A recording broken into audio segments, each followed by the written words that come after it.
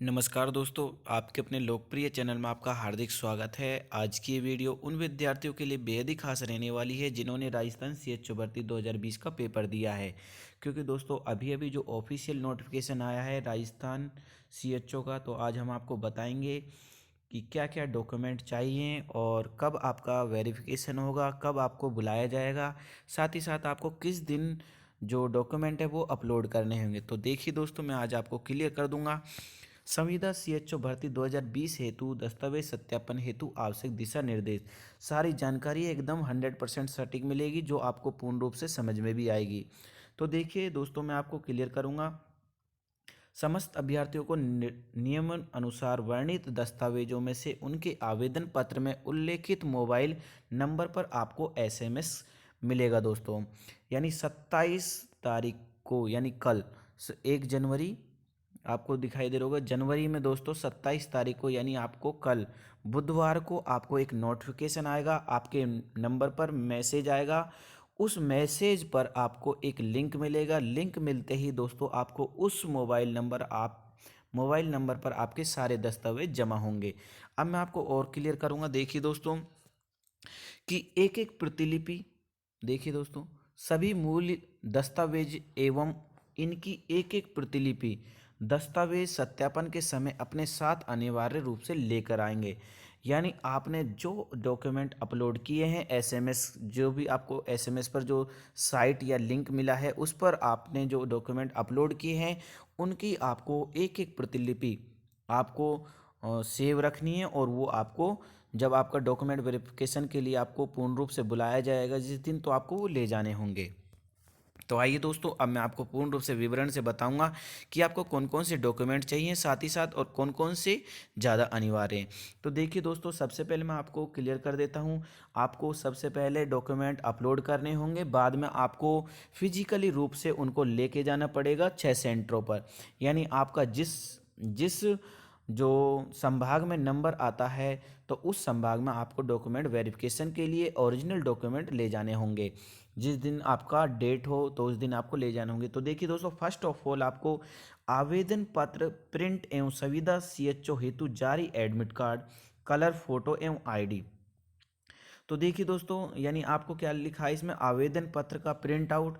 यानी जब आपने आवेदन किया था तो उस टाइम जो आपको आवेदन पत्र मिला उसको, और साथ ही साथ आपका जो एडमिट कार्ड था, ये दोनों, और साथ ही साथ आपको कलर फोटो और आईडी, ये चार चीज़ आपको अपलोड करनी है। साथ ही साथ ये आपको ले जानी भी है वहाँ पर। अब देखिए, ऑनलाइन अपलोड के किए गए दस्तावेजों की सूची का प्रिंट आउट, यानी जो आपने सारे डॉक्यूमेंट प्रिंट आउट यानी आपने अपलोड किए हैं उनका प्रिंट आउट आपको लेना है। और साथ ही साथ वो प्रिंट आउट आपको स्वयं कर, यानी स्वयं पीछे हस्ताक्षर करके दो दो प्रतिलिपि, यानी आपको दो फोटोकॉपी करवानी है प्रत्येक डॉक्यूमेंट की।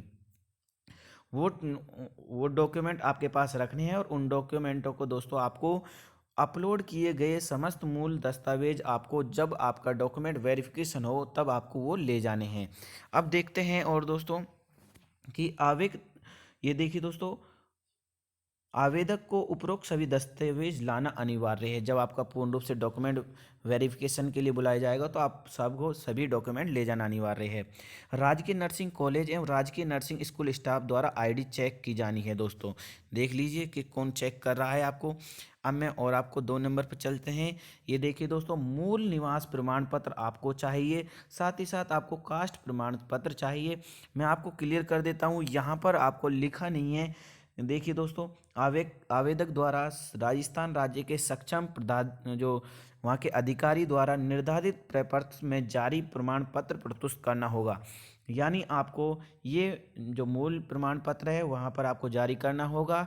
और आवेदक द्वारा राजस्थान राज्य का स्वयं के पिता के नाम से जारी मूल निवास प्रमाण पत्र भी आपको प्रस्तुत करना होगा। अगर नहीं किया तो आपको वहाँ से जो अनरिजर्व्ड जो कैटेगरी है उसमें आपको शामिल कर दिया जाएगा। तो देख लीजिए दोस्तों, आपको पूर्ण रूप से आपका जो पिताजी का सर्टिफिकेट है वो भी आपको मूल निवास से जहाँ का वो आपको अपलोड करना होगा।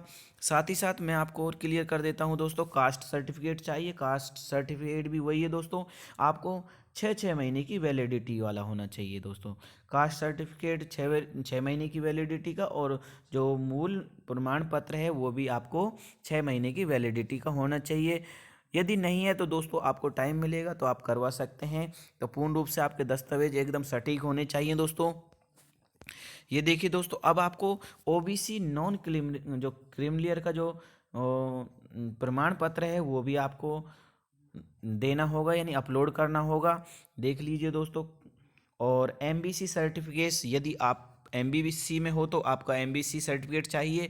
साथ ही साथ आप ईडब्ल्यूएस में हैं तो ईडब्ल्यूएस का भी आपको सर्टिफिकेट अपलोड करना है। अब मैं ईडब्ल्यूएस के बारे में भी दोस्तों बता देता हूँ। ये देखिए दोस्तों, जो ईडब्ल्यूएस का जो विभाग के द्वारा परिपत्र क्रमांक इतना और 2019 दिनांक 19/2/2019 के इसमें यानी इसके अनुसार राजस्थान राज्य के सक्षम अधिकारी द्वारा जारी प्रमाण पत्र ही होना चाहिए।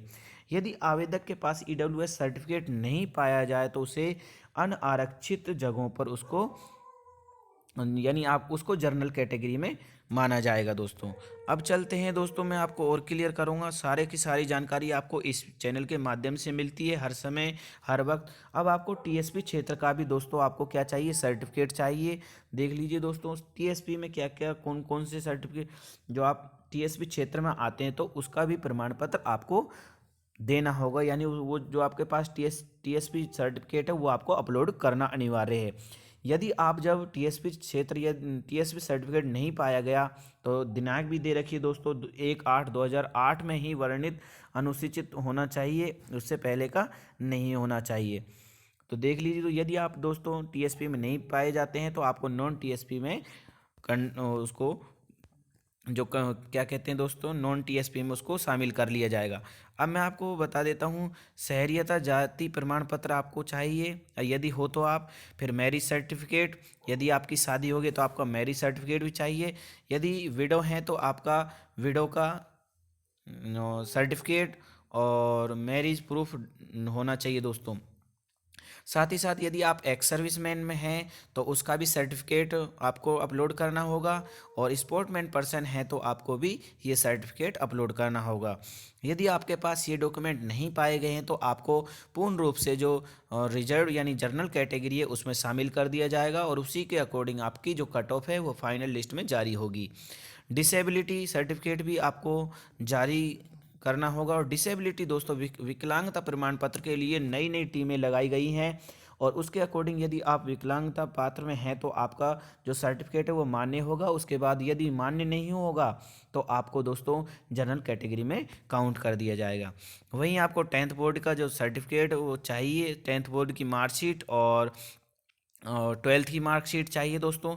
इसके बाद मैं आपको बता देता हूँ दोस्तों, ये देखिए कि जो qualification exam GNM BSc nursing या ये आपके पास सीसीएस सर्टिफिकेट है तो आपको दोस्तों ये देख लीजिए, आवेदक द्वारा उक्त वांछित दस्तावेज प्रस्तुत नहीं करने पर आवेदक की प्रतिज्ञा जो पात्रता है वो निरस्त की कर दी जाएगी। यदि आपके पास क्वालिफाई एग्जाम नहीं है, बीएससी नर्सिंग या जीएनएम नहीं है तो आपकी जो जो पात्रता है वो ख़त्म कर दी जाएगी। साथ ही साथ यदि आपके पास बीएससी के साथ साथ यदि आपके पास सीसीएस सर्टिफिकेट है तो आपको सीधी की सीधी ही ज्वाइनिंग मिल जाएगी सीएचओ में, इग्नू से यदि आपने कर रखा है तो। अब मैं आपके लिए और जो ज़्यादा ही इम्पोर्टेंट है, वैलिड रजिस्ट्रेशन फ्रॉम आरएनसी देख लीजिए दोस्तों। आपको वैलिड रजिस्ट्रेशन नंबर चाहिए। अब रजिस्ट्रेशन के लिए भी दोस्तों क्लियर देख लेते हैं। डॉक्यूमेंट वेरिफिकेशन के समय आरएनसी आरबीएम का रजिस्ट्रेशन प्रमाण पत्र आवेदक की अंतिम तिथि दिनांक 26/9/2020 तक या उससे पूर्व की तिथि का प्रस्तुत किया जाना आवश्यक है। तो देख लीजिए दोस्तों, 26/9/2020 से पहले का ही आपका रजिस्ट्रेशन नंबर होना चाहिए, ताकि आपको दोस्तों बाद में दिक्कत नहीं होगी। ये देख लीजिए दोस्तों, आपको पूर्ण रूप से सारी सटीक जानकारी मिल रही है। अब मैं आपको सेकंड जो प्रक्रिया है उसके अकॉर्डिंग मैं आपको बताऊंगा डॉक्यूमेंट वेरिफिकेशन की प्रक्रिया। संविदा सीएचओ भर्ती की दिनांक 16/1/2021 को जारी वरिष्ठ सूची में शामिल अभ्यर्थियों को निम्न अनुसार 6 स्थानों पर 8 केंद्रों में दिनांक 30/1/2021 तक दस्तावेज सत्यापन प्रारंभ किया जाएगा। तो देखिए दोस्तों, ये सेंटर हैं, ये देखिए आपको अजमेर में गवर्नमेंट नर्सिंग कॉलेज, जनाना हॉस्पिटल, कैंपस अजमेर है। वहीं जोधपुर में government Nursing college MDH hospital campus Jodhpur में, गवर्नमेंट नर्सिंग कॉलेज कोटा में दोस्तों, उदयपुर में भी गवर्नमेंट नर्सिंग कॉलेज, बीकानेर में भी गवर्नमेंट नर्सिंग कॉलेज, वहीं जयपुर में State Institute of Health and Family Welfare Jhalana Dongri Jaipur Government Nursing College. इन जगह आपको दोस्तों डॉक्यूमेंट वेरिफिकेशन करवाने हैं। यदि आपका सेंटर जिस भी ये संभाग में आता है तो आपको वहीं जाना होगा पूर्ण रूप से ओरिजिनल डॉक्यूमेंट के साथ। सेकंड दोस्तों, वरीयता सूची में शामिल अभ्यर्थियों को उनके द्वारा आवेदन पत्र में उल्लेखित दस्तावेजों को ऑनलाइन सबमिशन हेतु लिंक उपलब्ध कराया जाएगा। अभ्यर्थी द्वारा आवेदन पत्र में उल्लेखित दस्तावेज एवं अंडरटेकिंग तथा शपथ पत्र लिंक के माध्यम से अपलोड कर सबमिट किया जाएगा। देख लीजिए दोस्तों, सबमिट करना होगा पहले तो आपको, फिर आपको पूर्ण रूप से ओरिजिनल डॉक्यूमेंट वो ले जाने होंगे। ये देखिए, इसके पश्चात अभ्यर्थी अपलोडेड दस्तावेज की सूची को स्वयं हस्ताक्षरित यानी आपको स्वयं को हस्ताक्षर करना है पीछे की तरफ, और दो प्रतियां करनी है आपको। अंडरटेकिंग व शपथ पत्र की 2 प्रतियां लेकर दस्तावेज प्रमाणीकरण के समय मूल दस्तावेजों के साथ उपस्थित होकर प्रस्तुत करेंगे। यानी आपको पहले तो दोस्तों कल के दिन यानी आपको 27 तारीख को आपको एक नोटिफिकेशन आएगा एसएमएस के द्वारा। उस लिंक पर आपको सारे डॉक्यूमेंट वेरिफिकेशन करने होंगे। साथ ही साथ उन डॉक्यूमेंटों की जब वेरिफिकेशन हो जाता है तो आपको एक स्लिप मिलेगी। उस स्लिप को तो आपको रखना ही है, उसकी 2 प्रतिलिपि रखनी है। 2 प्रतिलिपि में से दोस्तों आपको एक तो अपने पास और एक आपको वहाँ जमा करनी है। उस एक के साथ आपको दोस्तों सारे डॉक्यूमेंट ओरिजिनल आपको लगाने हैं। समझ में आ रहा है दोस्तों? क्योंकि दोस्तों आपके जो फोटोकॉपी है वो तो लगी गई। इसके बाद मैं आपको बता देता हूँ कि दस्तावेज जो प्रमाणीकरण के समय इस सूची पर आवश्यक संशोधन के पश्चात वेरीफायर एवं अभ्यर्थी हस्ताक्षर करेंगे तथा हस्ताक्षरित एक प्रति वेरीफायर अपने पास रखेगा। तो देख लीजिए दोस्तों, हमने बताया वही हो रहा है। दस्तावेज वेरिफिकेशन के समय वेरीफायर द्वारा समस्त दस्तावेजों का भौतिक सत्यापन का सेव करना फ्रीज कर दिया जाएगा। सेव करके दोस्तों, अब देख लीजिए दोस्तों, मैंने आपको बताया कि जिन विद्यार्थियों का पूर्ण रूप से हस्ताक्षर और वेरिफिकेशन हो जाएगा तो उनको भौतिक सत्यापन कर सेव कर फ्रीज कर दिया जाएगा, यानी उनको जमा कर लिया जाएगा। टेक्निकल सेवा प्रदाता द्वारा सॉफ्टवेयर के माध्यम से कस्टमाइज जो चेक लिस्ट तैयार कर संबंधित संयुक्त निदेशक जोन कार्यालय को उपलब्ध कराई जाएगी, ताकि कैंडिडेट को उनके द्वारा आवेदन करते समय उल्लेखित दस्तावेजों को ही प्रस्तुत करने का अवसर दिया जा सके।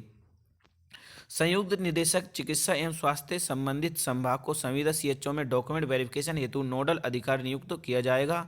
जयपुर संयुक्त निदेशक के उप निदेशक ने डिप्टी सीएमएचओ जयपुर नोडल अधिकारी होंगे। अब देख लीजिए दोस्तों, कस्टमाइज्ड चेक लिस्ट के अनुसार संबंधित क्षेत्रीय कार्यालय जयपुर, जोधपुर, उदयपुर, कोटा, बीकानेर एवं अजमेर द्वारा संविदा सीएचओ के अभ्यर्थियों के डॉक्यूमेंट वेरिफिकेशन का कार्य करवाना जाना प्रस्तावित है। दस्तावेज प्रमाणीकरण के दौरान राजस्थान नर्सिंग काउंसिल द्वारा सभी केंद्रों पर प्रत्येक केंद्र 5 कंप्यूटर सिस्टम विद ऑपरेटर दस्तावेज प्रमाणीकरण हेतु एवं एक हेल्प डेस्क प्रिंट आउट आदि के लिए विद ऑपरेटर सिस्टम उपलब्ध कराया जाएगा। तो देख लीजिए दोस्तों, आपको पूर्ण रूप से डॉक्यूमेंट लेके जाने हैं, क्योंकि दोस्तों ये देखिए नर्सिंग काउंसलिंग द्वारा सभी केंद्रों पर प्रत्येक 5 कंप्यूटर होंगे और वहाँ पर पूर्ण रूप से आपके चेक किए जाएंगे डॉक्यूमेंट। इसके बाद ही आपको प्रिंट आउट पूर्ण रूप से सत्य है या नहीं है सारे की डॉक्यूमेंट वो सारी चेक की जाएगी।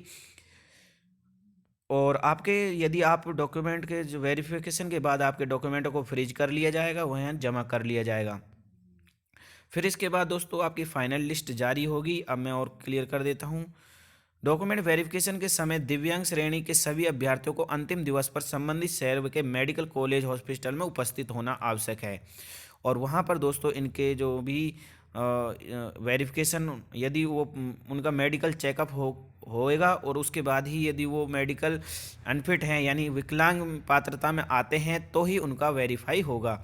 डॉक्यूमेंट वेरिफिकेशन की प्रक्रिया के बाद पात्र पाए गए अभ्यर्थियों में से मुख्य व आरक्षित सूची टीएसपी एंड नॉन टीएसपी प्रवर्ग के अंतिम चयन सूची जारी की जानी है। तो देखिए दोस्तों, इसको मैं आपको क्लियर कर देता हूँ। टीएसपी एंड नॉन टीएसपी के तो अलग से जो भी पद हैं उनके अलग मेरिट जारी होगी। वहीं दोस्तों आरक्षित सूची, आरक्षित यानी एक्स सर्विसमैन में है, विडो में है, डाइवर्स में है और ईडब्ल्यूएस में है, एमबीसी में है, साथ ही साथ स्पोर्टमैन हैं, इनकी अलग से सूची जारी होगी। ठीक है दोस्तों, राजकीय नर्सिंग कॉलेज के प्रधानाचार्य द्वारा प्रत्येक टेबल पर एक नर्सिंग ट्यूटर को वेरीफाई नियुक्त किया जाएगा। देख लीजिए दोस्तों, संयुक्त निदेशक चिकित्सा स्वास्थ्य एवं परिवार कल्याण विभाग के द्वारा प्रत्येक टेबल पर एक चिकित्सा अधिकारी को वेरीफाई नियुक्त किया जाएगा। इस कमेटी द्वारा डॉक्यूमेंट वेरिफिकेशन के आधार पर आईडी जो दोस्तों जो गाइडलाइंस के अनुसार पात्रता डॉक्यूमेंट वेरिफिकेशन के अंतिम दिवस में आगामी 3 दिवस में निश्चित कर सॉफ्टवेयर पर अंतिम पात्रता सूची को अपलोड करना सुनिश्चित करेंगे। यानी 3 दिन के बाद दोस्तों अंतिम सूची है वो अपलोड कर दी जाएगी। परंतु यदि किसी अभ्यर्थी द्वारा प्रस्तुत दस्तावेजों के आधार पर उसकी पात्रता निरस्त की जानी प्रस्तावित की जाती है तो ऐसे प्रकरण में राज्य स्तरीय कमेटी को संदर्भित किए जाएंगे। अभ्यर्थियों की हेल्थ वेलनेस सेंटर पर नियुक्ति हेतु 5 जिलों की प्राथमिकता का ऑनलाइन विकल्प प्राप्त किया जाएगा, जिसको सॉफ्टवेयर तकनीकी सेवा प्रदान द्वारा तैयार करवाया जाएगा और उपलब्ध करवाया जाएगा। अब आपको हमने क्लियर कर दिया है दोस्तों। अब एक और जो मोस्ट इम्पोर्टेंट हैं उनको भी मैं बता देता हूँ।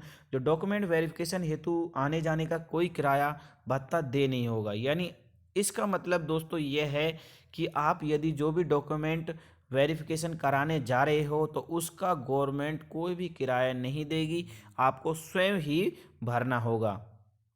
ठीक है दोस्तों, निर्धारित शेड्यूल के अनुसार आवश्यक रूप से व्यक्तिगत रूप से उपस्थित होकर सभी मूल दस्तावेज दिखाने अनिवार्य हैं। प्रत्येक दिवस दो पारियों में होगा, एक तो 10 से 1 बजे तक और सेकंड पारी में दोस्तों 2 से साय 5 बजे तक रहेगा।